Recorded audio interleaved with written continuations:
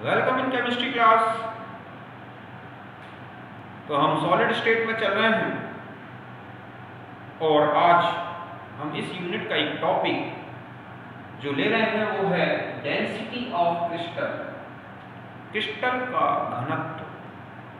ठीक है, तो अगर हम इस डेंसिटी के बारे में देखें तो देखो डेंसिटी ऑफ क्रिस्टल और डेंसिटी ऑफ यूनिट्स है सेम हो, क्योंकि डेंसिटी एक इंटेंसिव प्रॉपर्टी है। पूरे क्रिस्टल में यूनिट्स होती हैं और सभी यूनिट्स एक सी डेंसिटी वाली होगी। तो इसका मतलब है कि अगर हम क्रिस्टल की यूनिट की डेंसिटी कैलकुलेट कर लें तो हम पूरे क्रिस्टल की डेंसिटी को कैलकुलेट कर सकते हैं। समझ गए?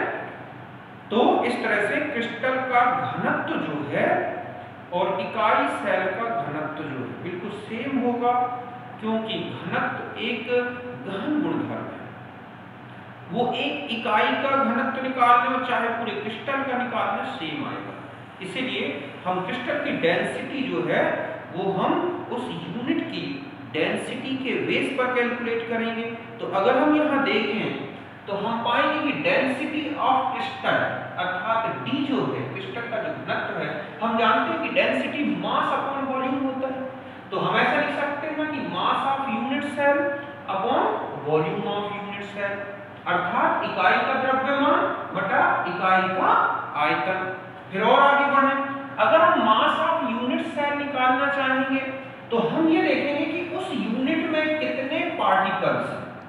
ठीक है, नंबर ऑफ पार्टिकल्स जिसे हम Z से रिप्रेजेंट कर रहे हैं। जैसे आप देखोगे SCC है तो Z की वैल्यू 1 रखेंगे, BCC है तो 2 रखेंगे और FCC है तो 4 रखेंगे। तो इस तरह से number of particles in unit cell, कितने पार्टिकल्स हैं और उसमें से मास ऑफ 1 पार्टिकल कितना है। तो एक पार्टिकल का अगर हमें मास पता है कि 1 पार्टिकल का मास कितना है और टोटल कितने पार्टिकल हैं, इनका मल्टीप्लाई करेंगे तो हमें पता चल जाएगा कि मास ऑफ यूनिट सेल क्या है। और अपॉन में है वॉल्यूम ऑफ यूनिट सेल। तो हम जानते हैं कि ये वॉल्यूम जो होगा वो एच लेंथ के क्यूब के बराबर होगा। ठीक है, तो इस तरह से इकाई सेल में कणों की संख्या Z और एक कण का द्रव्यमान, ये तो हो गया पूरी इकाई सेल का द्रव्यमान। और इकाई सेल का आयतन अर्थात आपको क्या लेना है, कोण लंबाई जो है उसका क्यूब लेना है, लंबाई चौड़ाई ऊंचाई इसलिए क्यूब लेंगे। ठीक है, लेंथ हो विड्थ हो हाइट हो तो वो एक क्यूब के बराबर होगा। इस तरह से हमें एक क्यूब लेना है। अगर तीनों अलग अलग हैं, लेंथ हाइट विड्थ तीनों अलग अलग हैं तो तीनों को मल्टीप्लाई कर लेना है। समझ गए ना?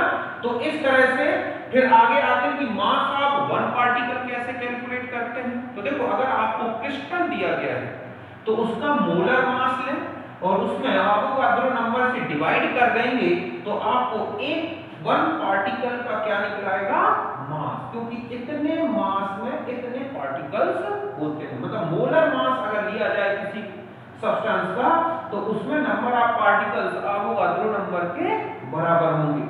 या कई बार आपको ऐसा भी होगा कि क्रिस्टल का मास दे रखा होगा और उसमें नंबर ऑफ पार्टिकल्स दे रखे होंगे, तो आप ऐसे भी निकाल सकते हैं कि टोटल मास को नंबर ऑफ पार्टिकल से डिवाइड करें तो भी मास ऑफ 1 पार्टिकल कैलकुलेट होगा। मतलब आपको दो प्रकार से क्वेश्चन होगा, या तो आपको सॉलिड का फॉर्मूला दे रखा होगा उसके मोलर मास कैलकुलेट कर लेना है, एवोगाड्रो नंबर जो है ये कांस्टेंट वैल्यू है तो ये तो हम उसकी वैल्यू रख देंगे, या फिर आपको क्रिस्टल का मास अगर दे रखा है और उसमें पार्टिकल तो आप इस रेशियो से भी एक पार्टिकल का मास कैलकुलेट कर सकते हैं। अर्थात आपको अणु भार दे रखा है तो आप एवोगाड्रो नंबर से डिवाइड करेंगे, क्रिस्टल का भार दे रखा है तो उसमें उसके पार्टिकल्स भी दे रखे होंगे उससे डिवाइड कर देना है।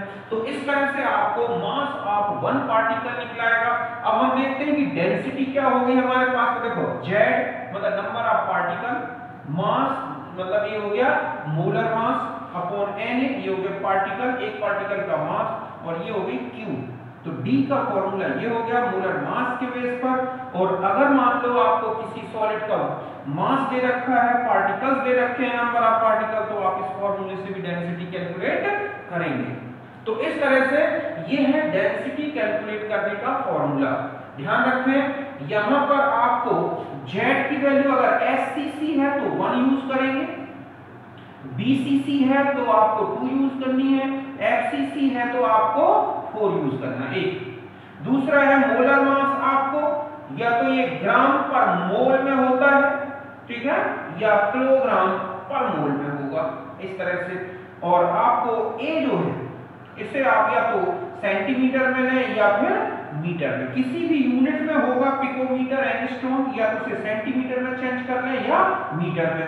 ध्यान रखें कि जब ग्राम पर मोल लेंगे तो ये सेंटीमीटर, और जब आप इसे किलोग्राम पर मोल लेंगे तो इसे आपको मीटर वाली यूनिट में लेनी है। बाकी ये जो है आपको इनके नंबर्स या ये और ये नंबर्स हैं, इनकी यूनिट से कोई फर्क नहीं पड़ेगा, केवल हमें इनकी यूनिट को लेना है। ये ग्राम पर मोल में और ये हो जाएगा सेंटीमीटर क्यूब में। तो ग्राम पर मोल में जब आप लेंगे ये तो मोल और मोल इनसे डिवाइड हो जाएगा, मतलब हट जाएगा। तो इस तरह से डेंसिटी की यूनिट आ जाएगी आपकी ग्राम पर सेंटीमीटर क्यूब में या किलोग्राम पर मीटर क्यूब में। तो इस तरह से ये है डेंसिटी का रिलेशन, और ये मैंने पूरा आपको बता दिया। तो आप इसे नोट कर लें, फिर हम क्वेश्चंस देखते हैं। अब देखो मैं डेंसिटी से रिलेटेड या इस जो आपको डेंसिटी का जो एक फॉर्मूला निकला है उस फॉर्मूले से रिलेटेड क्या क्या क्वेश्चंस बनते हैं वो बताता हूं मैं। जैसे पहला क्वेश्चन है मेरा कि मोलर मास ऑफ क्रिस्टल है 60, यूनिट है FCC, एज लेंथ है 400 पिकोमीटर, मतलब 4 की लंबाई ये है, तो हमें डेंसिटी निकालनी है। तो देखो इसका पहले पार्ट का सॉल्यूशन बताता हूं आपने। ये फॉर्मूला लगेगा density equal to Z into m upon AQ into n। क्यों? क्योंकि हम मोलर मास दे रखा है। Z की वैल्यू 4 रखेंगे क्योंकि FCC यूनिट है, 4 FCC Z को, ठीक है, 4 होता है। A हमें है 400 पिकोमीटर, हम इसे सेंटीमीटर में चेंज करें तो 1 पिकोमीटर, ठीक है, इक्वल टू होता है 10 to the power minus 10 centimetre. तो हमने मल्टीप्लाई किया और इसको लिया तो 4 × 10 to the power minus 8 centimetre. इसका अगर हम A क्यूब करें तो हमें मिलेगा 64 × 10 to the power minus 24 centimetre cube. Molar mass आपको दे रखा है 60, एवोगाड्रो नंबर फिक्स है। अब हम यहाँ आए, हमारे पास 4 पार्टिकल्स हैं, 60 ग्राम पर मोल मास है, ये सेंटीमीटर क्यूब में है, 64 × 10 to the power minus 24 centimetre cube into Avogadro number होता है इतने पार्टिकल पर मोल। तो आप यहाँ से पार्टिकल को पार्टिकल से हटा दें, मोल को मोल से हटा दें, तो आपके पास अब जो इसका सॉल्यूशन जब आप सॉल्व करोगे तो डेंसिटी आएगी 6.2 ग्राम पर सेंटीमीटर क्यूब। तो इस तरह से आपने देखा कि आपको इसकी यूनिट अगर ग्राम में लेनी है तो इसको सेंटीमीटर क्यूब में लेना है, और अगर आप इसे किलोग्राम में ले रहे हैं तो आप इसे मीटर क्यूब में लेंगे। हम आगे क्वेश्चंस में देखते हैं, तो पहले आप ये सॉल्यूशन लिख लें। अब देखो सेकंड नंबर का क्वेश्चन अगर हम देखें तो इसमें आप देखोगे कि मैंने यहाँ पर क्रिस्टल की अमाउंट दे रखी है 200 ग्राम क्रिस्टल की मात्रा, और वहां पर नंबर ऑफ पार्टिकल्स दे रखे हैं 2.4 × 10 टू द पावर 24। यूनिट है FCC, A है 200 पिकोमीटर, समझते हैं ना। आपने इसे सेंटीमीटर में चेंज करके A क्यूब निकाल दिया जो आएगा 8 × 10 to the power minus 24 centimetre cube. अब हम यहाँ आ जाए तो हम डेंसिटी का ये वाला फॉर्मूला लेंगे Z × W, मतलब क्रिस्टल की amount upon A cube into n।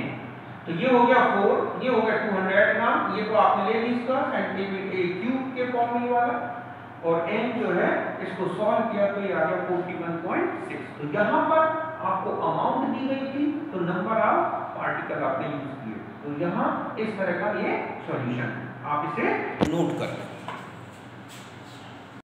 अब हम थर्ड क्वेश्चन देखते हैं। देखो आपको थर्ड में लिखा है एटॉमिक मास है 2.7 × 10 to the power minus 2 kilogram per मोल।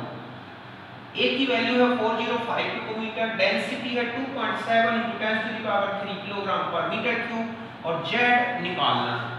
मतलब हमें बताना है कि नेचर ऑफ यूनिट क्या है, मतलब उसमें कौन सी यूनिट है। तो आपने ये मास ले लिया यहाँ पर, एक ये है 405 पिकोमीटर, 1 पिकोमीटर इतने मीटर के बराबर होता है 10 to the power minus 12 metre. मैंने इसका पॉइंट शिफ्ट करके और यहाँ तक पहुँचा दिया 10 to the power minus 10 metre तक।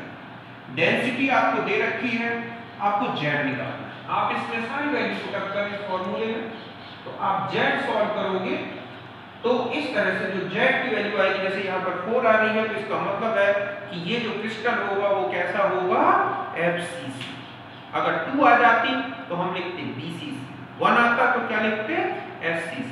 तो इस तरह से जेड की वैल्यू कैलकुलेट करनी होती है, जिसे आप इसे नोट करें। अब देखो मैं 4th नंबर का क्वेश्चन का सॉल्यूशन बताता हूं, उसमें आपको एवोगाड्रो नंबर कैलकुलेट करना। ध्यान रखें, डायरेक्ट मत लिख दें कि आपको एवोगाड्रो नंबर का वैल्यू पता है तो आपने सीधी पुट अप कर दी। आपको करना क्या है, पूरा रिलेशन करके ही सॉल्व करना है। तो आपको क्वेश्चन नंबर अगर हम 4th में आ जाए तो हम देखेंगे कि हमें जो मास दे रखा है वो है 52, ठीक है। आपको जेड, चूंकि ये BCC है मतलब 2 यूज करना है। ए है 288 पिकोमीटर, या आप लिख सकते हैं 2.88 into 10 to the power minus 8 centimetre, और आपको डेंसिटी यूज करनी है 7.2 ग्राम पर सेंटीमीटर क्यूब, मतलब यहाँ पर आपको सेंटीमीटर क्यूब में। बस अब आपको ये वाला रिलेशन लेना है, फिर डेंसिटी वाला। तो डेंसिटी में फिर आप लेंगे D = Z into M upon AQ into NA। आपको कैलकुलेट क्या करना है, एवोगाड्रो नंबर, तो Z into M upon AQ into density. तो Z आपने यूज किया 2, ठीक है। मोलर मास आपके पास कितना है, 52। यहाँ पर आ जाए, आप लिखेंगे 2.88 into 10 to the power minus 8 cube, समझ गए ना, ये हो गया। और इनटू में आपके पास डेंसिटी कितनी है, तो ये है 7.2, ठीक है। बस अब आप इसे सॉल्व कर लें जो भी, तो वही इसका क्या होगा, आंसर होगा। तो इस तरह से आपने जो है मैंने 4 टाइप्स के क्वेश्चन बता दिए। डेंसिटी निकालना, इसके अलावा आपको वॉल्यूम निकालना भी आ सकता है, मतलब आपको A³ निकालना भी आ सकता है कि यूनिट सेल का वॉल्यूम क्या होगा। इसके अलावा रेडियस भी कैलकुलेट की जा सकती है। अगर हमें A पता हो जाए, A³ से A निकलाएगा, तो रेडियस और AK अर्थात रेडियस त्रिज्या जो है और एज लेंथ A के रिलेशन FCC, BCC, SCC, इनके बेस पर रेडियस भी कैलकुलेट की जा सकती है। तो इस तरह से कुल मिलाकर इस तरह का डेंसिटी का रिलेशन बताया, उसका फॉर्मूले बेस पर जो क्वेश्चन बन सकते हैं, इस तरह से आप उनको करके देख लें अच्छी तरह से। ये बोर्ड में भी इम्पोर्टेंट है और कंपटीशन में भी इम्पोर्टेंट है। तो मैं समझता हूँ कि आप डेंसिटी से रिलेटेड समझ गए होंगे क्वेश्चन। तो हम मिलते हैं नेक्स्ट वीडियो में। Thank you, see you, bye.